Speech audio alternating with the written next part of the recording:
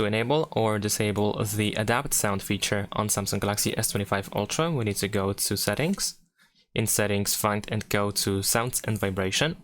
Then over here, scroll all the way down and choose Sound Quality and Effects. And now over here we have Adapt Sound.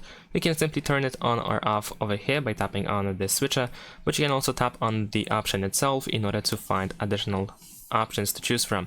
So if you enable Adapt Sound option, then you can choose to adapt for media and calls, or only for media or only for calls.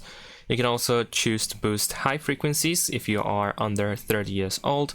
This is of course just names. If you feel like you need to choose if you need to boost high and mid frequencies, then of course you can choose the second option, and if you need to boost all frequencies, you can choose the last option. And you can also personalize the setting by creating your own sound profile, and here you can perform the hearing test in order to create the profile. Thanks for watching, leave a like and subscribe to my channel, and see you in my next videos. Bye!